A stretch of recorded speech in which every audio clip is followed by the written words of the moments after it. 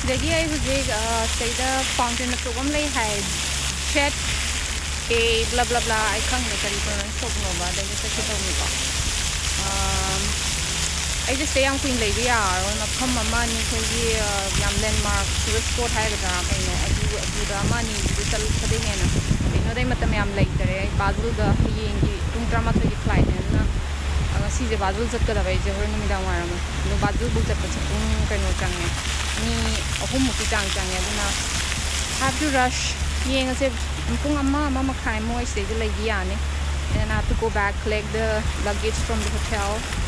and then take a train to Basel. Hopefully I'll reach Amsterdam tomorrow.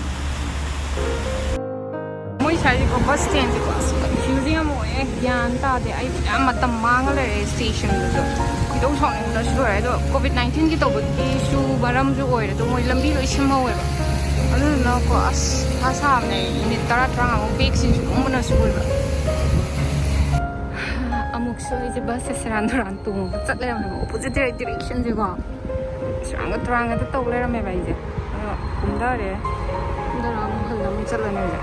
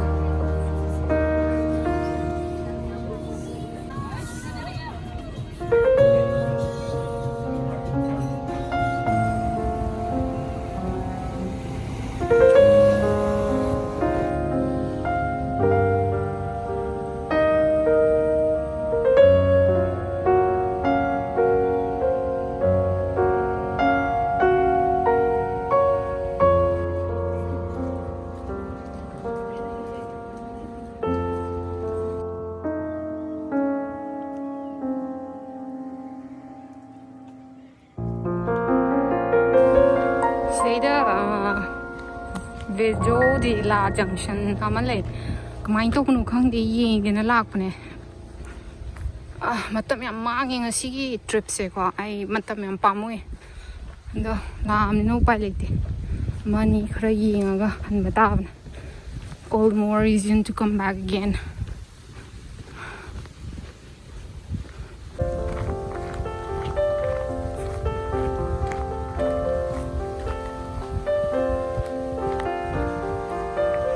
private property lo khang dei chang dei ja rong mi thala em ko ni private property ne se ta han vi ko pon na ma ha oi hai bi le silam bi lam le nang gi do sana kan sa ka dam ni na si som do ik drana la pa ne som do soiram dra ko I think I should go back to home ka taไอ้ที่ว่าพังแต่บริดจ์ตัวก็ที่เป็นโครงก็มันคงเดี๋ยวเมื่อกี้มันนิ่งดะบริดจ์มาจ้ามสลักเลยนะรับคนนี้ก็หนูว่าหนูดีตัวไอ้ที่พังแต่ทิ้งจะเล็กมาโอ้มาใครตัดสิเลยแต่ไม่เจอแล้วเนี่ยแต่แม่มาอย่างเงี้ยสิมันมีข้างหลัง anyway